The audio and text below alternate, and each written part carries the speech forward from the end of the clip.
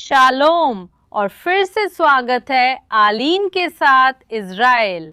हम आज यरूशलेम में हैं और हम 10 चीज़ों के बारे में बात करेंगे जो आपको इज़राइल में नहीं करनी चाहिए ताकि आप अपनी यात्रा का पूरा आनंद ले सकें और किसी मुसीबत में ना पड़ें।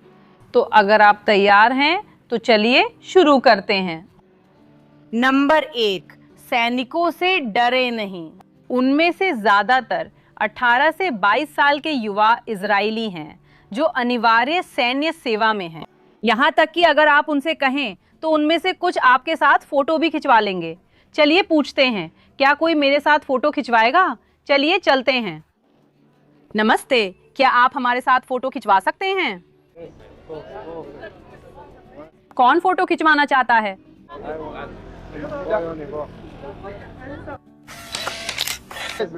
हाय ब्राजील। हमारा दूसरा ना है अनुचित तरीके से कपड़े ना पहनना। इसका असल में क्या मतलब है? इजराइल में रोजमर्रा की जिंदगी में आप जैसे चाहें वैसे कपड़े पहन सकते हैं, लेकिन जब आप पवित्र और धार्मिक स्थानों पर जाते हैं तो आपको ज्यादा सादगी से कपड़े पहनने की जरूरत होती है। असल में ईसाई स्थलों पर आपको अपने कंधे और घुटने ढकने होते हैं। एक छोटी आस्तीन की शर्ट और पैंट या लंबी स्कर्ट पुरुषों और महिलाओं दोनों के लिए पर्याप्त है। जब आप यहूदी स्थलों पर जाते हैं तो पुरुषों को भी सिर ढकना पड़ता है। उदाहरण के लिए राजा डेविड की कब्र और वेलिंग वॉल पर। अच्छी बात यह है कि वही किप्पा उधार मिल जाता है, तो बस वहीं से ले लें। एक जगह जहां कपड़ों को लेकर सख्ती है वो मुस्लिम स्थल हैं, जहां महिलाओं को बाल ढकना और लंबी बाहों वाले कपड़े पहनना जरूरी है। तो चलिए इजराइल के पवित्र स्थलों का सम्मान करें और सही कपड़े पहनें। तीसरा नंबर, मृत सागर में जाने से पहले वैक्सिंग या शेविंग ना करें। क्यों? क्योंकि मृत सागर का नमक बहुत ज्यादा सघन होता है और ये आपकी त्वचा पर किसी भी घाव या कट को बहुत ज्यादा जलाता है। तो अगर आपने अपने शरीर के किसी भी हिस्से के बाल उसी दिन या उससे एक दिन पहले हटाए हैं तो ये अनुभव बिल्कुल भी सुखद नहीं होगा।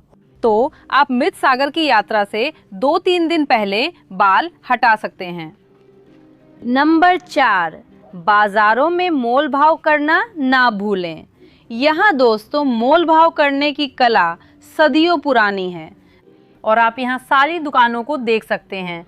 लगभग किसी भी चीज पर दाम नहीं लिखा होता। तो आइए दाम पूछिए और मोल भाव कीजिए, क्योंकि आप चीजें बहुत सस्ते में ले सकते हैं। ये बाजारों में होता है, हर जगह मोल भाव नहीं हो सकता। याद रखें, बाजारों में मोल भाव होता है पर दुकानों में तय दामों पर ये मुश्किल है, फिर भी कोशिश कर सकते हैं। नंबर 5, शब्बात को मत भूलिए। शनिवार को यहूदी धर्म में विश्राम का दिन। यहाँ इजराइल में सप्ताहांत शुक्रवार और शनिवार को होता है और इसी वजह से शुक्रवार को सूर्यास्त से लेकर शनिवार के सूर्यास्त तक इजराइल में ज्यादातर चीजें बंद रहती हैं, जैसे कि शॉपिंग मॉल, दुकानें, कुछ रेस्टोरेंट्स, यहाँ तक कि पब्लिक ट्रांसपोर्ट भी काम नहीं करता। तो जब आप लोग इजराइल आएं तो अपने शनिवार की बहुत अच्छी तरह से योजना बना लें ताकि आप किसी मुसीबत में ना पड़ें और कहीं ऐसे ना पहुंच जाएं जो बंद हों। तो शनिवार को ईसाई स्थलों की योजना बनाएं।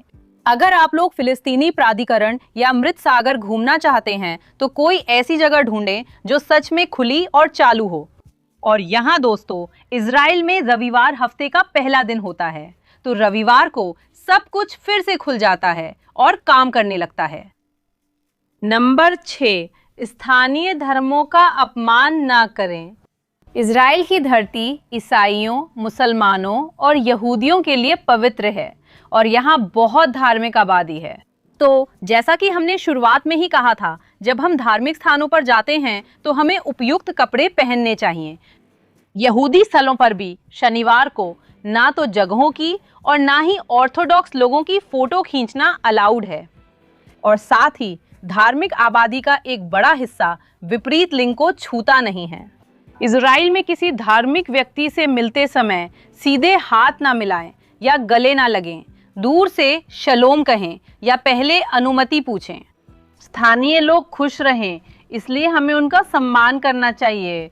यहाँ के लोग पर्यटकों को पसंद करते हैं। चलिए आगे बढ़ते हैं।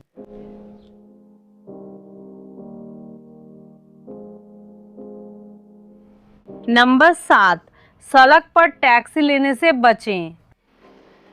यहाँ इजराइल में बहुत सारे टैक्सी ड्राइवर जब पर्यटकों को देखते हैं तो वे किराया काफ़ी ज़्यादा ले सकते हैं।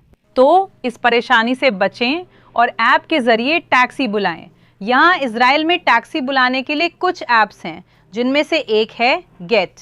ब्राज़ील में ऊबर के आदी लोगों के लिए अफसोस है कि इजराइल में ऊबर नहीं चलता।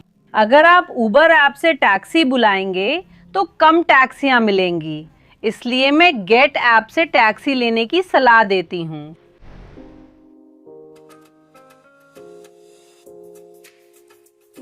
नंबर 8, सब कुछ आखिरी पल के लिए मत छोड़िए। जब आप अपनी इजराइल यात्रा की योजना बना रही हों तो कुछ महीने पहले से ही सारी चीजें व्यवस्थित कर लें। क्यों? अगर आप किसी कारवां के साथ आना चाहती हैं तो पहले देख लें उसमें जगह है या नहीं। और अगर आप खुद से आने का फैसला करती हैं, पहले से योजना बनाती हैं, तो आप वो गाइड बुक कर सकती हैं जिसे आप चाहती हैं, और होटल भी बेहतर दामों और उपलब्धता के साथ मिल सकता है। तो दोस्तों चलिए जितना जल्दी हो सके उतनी जल्दी अपनी योजना बना लेते हैं। नंबर 9, टिप देना ना भूलें। इजराइल में बहुत सारे रेस्टोरेंट्स हैं और बहुत स्वादिष्ट खाना मिलता है, लेकिन यहाँ की परंपरा है कि खाने के बाद 10 से 12% तक टिप छोड़ना चाहिए, बेशक अगर आपको सेवा पसंद आई हो।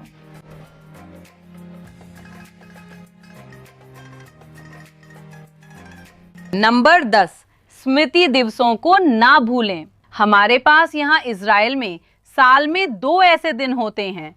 एक है हॉलोकॉस्ट के शिकार लोगों की स्मृति का दिन, और दूसरा है आतंकवाद के शिकार लोगों और शहीद सैनिकों की स्मृति का दिन। ये शोक के दिन होते हैं और उस दिन एक सायरन बजता है और पूरा देश रुक जाता है। तो अगर आप इन तारीखों में इजराइल में हैं तो यहाँ की परंपरा और यहाँ के पीड़ितों का भी सम्मान करें। अगर आप तारीखें जानना चाहते हैं तो वे अभी ऊपर दी गई हैं।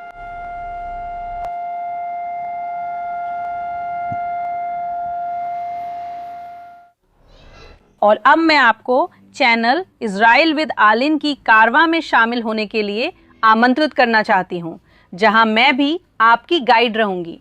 सारी जानकारी और कीमतें हमारी वेबसाइट www.israelkomalline.com.br पर हैं। लिंक यहाँ डिस्क्रिप्शन में और पहले कमेंट में भी है।